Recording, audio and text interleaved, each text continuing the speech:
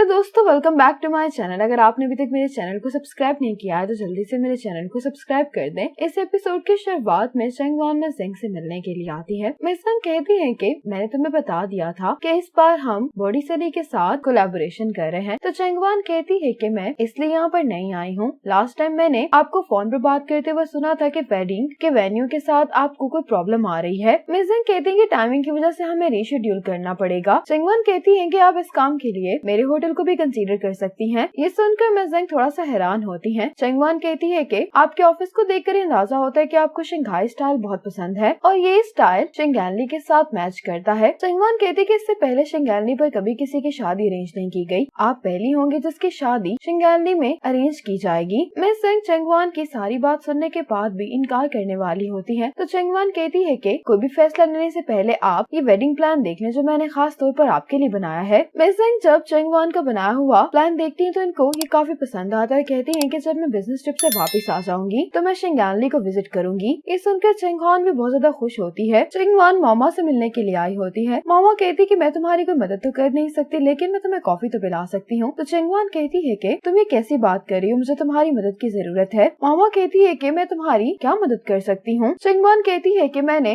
मिसांग से प्रॉमिस किया है कि मैं उनके लिए एक पूरा कस्टमाइज्ड प्लान बनाऊंगी और ज्वेलरी के लिए मैं सिर्फ तुम पर रिलाई कर सकती हूँ। मामा कहती कि ठीक है, मैं तुम्हारी खातिर ये काम कर दूंगी। डेडलाइन कब की है? चंगवान कहती कि कल की। ये सुनकर मामा बहुत ज्यादा शॉक होती है लेकिन चंगवान इसको रिक्वेस्ट कर रही होती है तो मामा ऐसा करने के लिए मान जाती है। ये सुनते ही चंगवान मामा को हक करते कहती है कि मेरी फ्रेंड सबसे बेस्ट है। अब मामा डिजाइन ड्रॉ करने बैठ जाती है लेकिन ये कोई अच्छा डिजाइन ड्रॉ नहीं कर पा रही होती। इतने में यहाँ पर जाओ आ जाता है। मामू को इस तरह से देखकर जाओ कहता है कि तुम ड्राइंग करना छोड़ दो और मेरे साथ आओ। मामा कहती लेकिन कहाँ पर? जाओ कहता है कि अगर तुम एनवायरनमेंट चेंज करोगी तो तुम्हें ड्रॉ करने के लिए इंस्पिरेशन मिलेगी। अब मामा जाओ के साथ बाहर आ जाती है। मामा कहती है कि इतनी तेज बारिश में तुम मुझे बारिश में भीगने के लिए लेकर आए हो या फिर इंस्पिरेशन के लिए? ये कहकर मामा कहती है कि मैं वापस जा रही हूँ। तो जाओ मामा को रोकता है और इसको एक गाना सुनाने लगता है। इस गाने को सुनते हुए दोनों वॉक कर रहे होते हैं। जाओ जानबूझकर पानी मामा की तरफ उछालता है। ये देखकर मामा भी ऐसा ही करने लगती है लेकिन ऐसा करते हुए ये दोनों बहुत ज्यादा एंजॉय करते हैं। अब मामा को रियलाइज होता है कि जाओ ने इसका हाथ पकड़ा हुआ है। मामा जल्दी से अपना हाथ पीछे करती है। फिर जब ये दोनों वापस आते हैं तो चंगवान जाओ से कहती है कि काफी तेज बारिश हो रही है तो तुम्हें वापस चले जाना चाहिए। ये कहकर मामा अंदर आ जाती है। अंदर आने के बाद मामा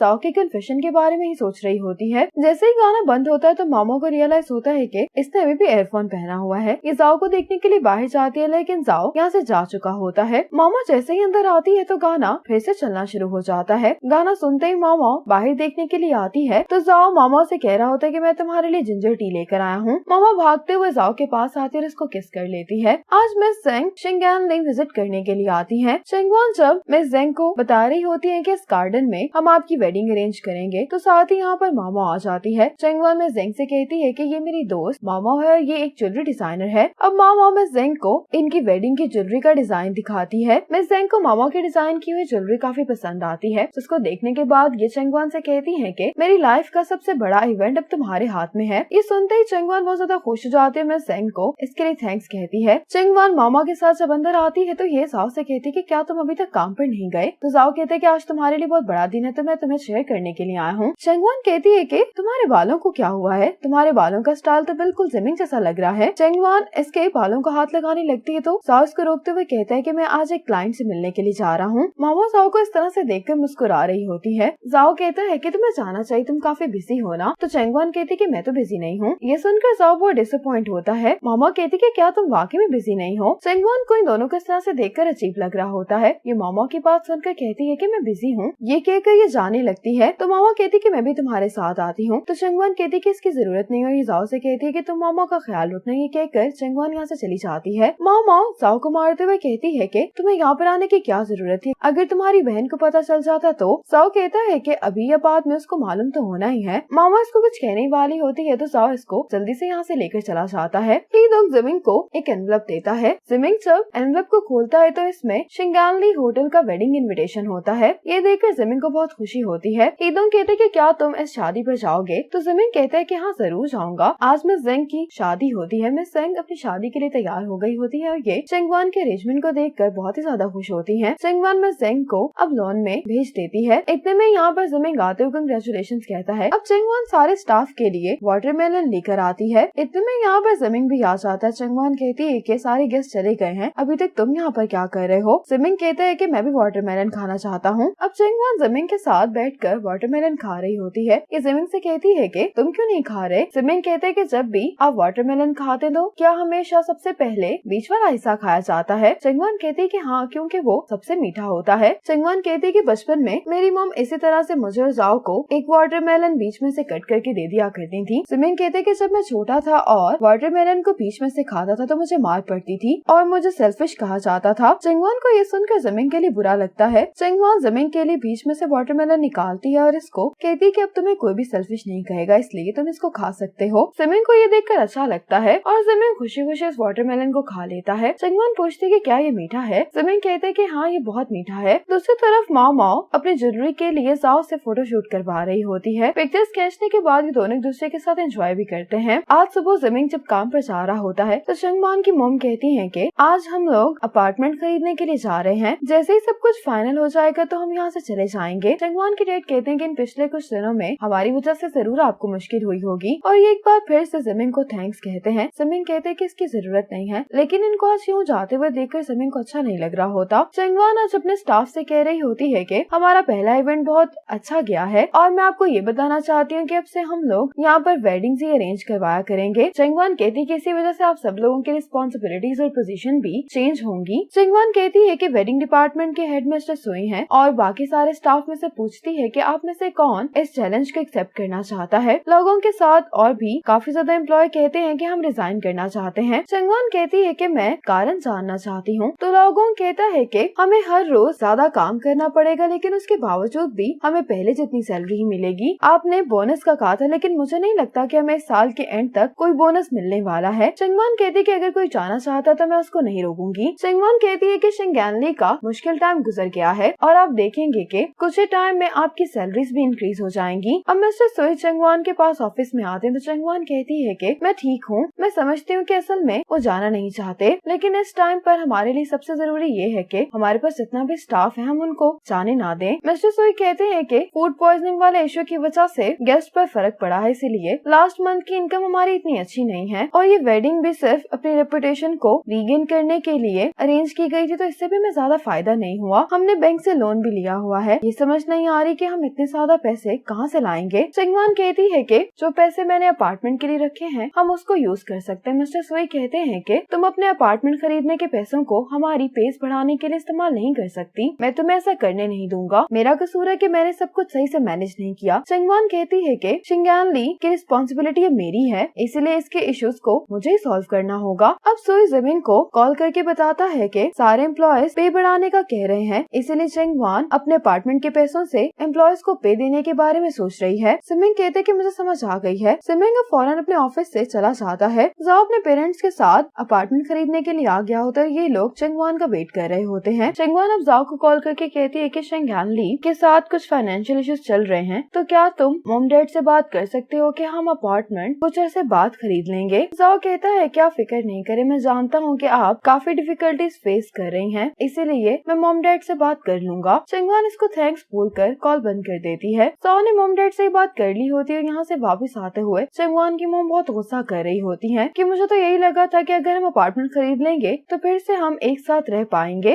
जाओ और डैड मॉम को समझाने की भी कोशिश कर रहे होते, लेकिन चंगवान की मॉम का तो गुस्सा ठंडा ही नहीं हो रहा होता। इतने में यहाँ पर जमीन आ जाता है। ये लोग यहाँ पर जमीन को देखकर काफी हैरान होते हैं। चंगवान की मॉम कहती है कि तुम यहाँ पर क्या कर रहे हो, तो जमीन कहते हैं कि मैं आपको पिक करने के लिए आया हूँ। जमीन कहते हैं कि आपने जो रेंट पे किया वो भी एक्सपायर नहीं हुआ, इसलिए आप लोग अभी यहाँ पर रह सकते हैं। जमीन ये कहकर इनको अपने साथ घर ले जाता है। अब जाओ चंगवान के पास आता है। जाओ चंगवान से कहता है कि जमीन हमें पिक करने के लिए आया था, उसने मॉम डैड को यकीन दिलाया कि वो लोग इसी घर में रह सकते हैं। चंगवान बहुत हैरान होती कहती है कि जमीन वहाँ पर क्यों गया था। जाओ कहते कि पता नहीं। ये चंगवान से कहते कि जमीन बार बार हमारी मदद किए जा रहा है। ये चंगवान से कहने लगता है कि क्या जमीन तुम्हें पसंद तो नहीं करता। चंगवान कहती कि आजकल तुम कुछ ज्यादा ही बातें करने लग गए हो। डैड मॉम से आकर कहते हैं कि क्या तुम अभी भी चंगवान पर गुस्सा हो। तो मॉम कहती है कि अगर चंगवान डिफिकल्टीज फेस कर रही है तो वो मुझे इसके बारे में बता भी सकती है, लेकिन चंगवान सिर्फ अब मुझसे दूरी होती जा रही है। डैड कहते हैं कि वो तुम्हें इसलिए कुछ नहीं बताती क्योंकि वो तुम्हें परेशान नहीं करना चाहती। मॉम कहने लगती है कि जमीन ने आज मुझे बहुत सरप्राइज किया है। अब रात में चंगवान घर आती है, लेकिन चंगवान ये डिसाइड नहीं कर पा रही होती कि इसको अंदर जाना चाहिए या नहीं। अब चंगवान यहीं पर खड़े होकर प्रैक्टिस करने लगती है कि मॉम से जाकर क्या कहने वाली है। जमिंग इसको पीछे से टच करता है तो चंगवान बहुत ज्यादा डर जाती है। चंगवान कहती है कि तुमने मुझे डरा ही दिया। जमिंग कहते है कि तुम बाहर क्या कर रही हो। चंगवान कहती है कि वैसे ही मैं बस यहाँ पर वॉक कर रही थी। चंगवान कहती है कि मुझे जाओ से पता चला आखिर तुम अचानक सेल्स ऑफिस क्यों गए थे। जमिंग कहते है कि मिस्टर सुई ने मुझे कॉल करके मुझसे बहुत शिकायत की थी। चंगवान कहते है कि तुम्हें परेशान होने की जरूरत नहीं है, तुम ऐसे प्रिटेंड करो जैसे उन्होंने तुम्हें कभी कॉल ही नहीं की। मैं जल्दी कोई सोल्यूशन ढूंढ लूंगी ताकि मेरे मॉम डैड जल्द से जल्द यहाँ से मूव कर सकें। जमिंग कहते हैं कि शिंगानली को टेक ओवर करना और तुम्हारे पेरेंट्स का मेरे घर पर रहने की वजह से तुम पर प्रेशर काफी बढ़ गया है ना। चिंगवान कहती है कि मुझे बस लगता है कि मेरे जैसे लोगों को दूसरों की इतनी मदद एक्सेप्ट नहीं करनी चाहिए। चिंगवान जब वापस जा रही होती है तो उसको मैसेज आता है। फोटोग्राफर ने चिंगवान को इसके जमिंग की पिक्चर भेजी होती है। चिंगवान इस पिक्चर को देखकर स्माइल कर रही होती है। अब जमिंग जब अपने रूम में आ रहा होता है तो चिंगवान की मॉम बाहर खड़ी होती है। जमिंग कहते हैं कि आप यहाँ पर क्या कर रही हैं? तो चिंगवान की मॉम कहती है कि मैं आज के लिए तुम्हें थैंक्स करने के लिए आई हूँ। जमिंग कहते हैं कि आपको वाकई में मेरा थैंक्स करने की कोई जरूरत नहीं है। चिंगवान की मॉम कहती है कि क्या हम एक दूसरे को वीचैट पर ऐड कर सकते हैं। जमिंग ये सुनकर हैरान होता है तो चिंगवान की मॉम कहती है कि ऐसा करके तुम मुझे बता सकते हो कि तुम क्या खाना चाहते हो या तुम्हें किस चीज की जरूरत है। जमिंग कहते हैं कि मेरे पास फोन नहीं है, मैं मिस्टर मे से कहता हूँ कि वो आपको फॉरवर्ड कर दे। चिंगवान की मॉम जमिंग से कहती है कि क्या तुम्हारी कोई गर्लफ्रेंड है? तो जमिंग कहता है कि मैंने इस बारे में कभी सोचा नहीं। चिंगवान की मॉम कहती है कि मुझे वीचैट पर ऐड करने का एक और फायदा ये है कि मैं तुम्हारे लिए कोई अच्छी सी लड़की ढूंढ सकती हूँ। जिमिंग कहता है कि आपको ऐसा करने की कोई जरूरत नहीं है। चिंगवान की मॉम कहती है कि काफी टाइम हो गया तो मैं सोने के लिए जाना चाहिए। सुनते ही जिमिंग फौरन अपने रूम में चला जाता है। अगली सुबह जिमिंग चिंगवान को पिक करने के लिए आ जाता है। जिमिंग चिंगवान को देख रहा होता है तो चिंगवान कहती है कि तुम क्या देख रहे हो? जिमिंग कहते है कि कुछ नहीं। चिंगवान कहती है कि ठीक है फिर हम चलते हैं। ये दोनों जैसे ही कार में बैठने वाले होते हैं तो यहाँ पर चिंगवान के डैड आ जाते हैं। चिंगवान अपने डैड को देखकर हैरान हो रही होती है कि साथ ही यहाँ पर जाओ भी आ जाता है। जाओ चिंगवान से कहते हैं कि वीकेंड है तो मैं और डैड फिशिंग करने के लिए जा रहे हैं। चिंगवान के डैड कहते हैं कि तुम दोनों कहाँ पर जा रहे हो? ये सुनकर ये दोनों एक दूसरे को देखते हैं। इसी मोमेंट पर ये एपिसोड खत्म हो जाती है।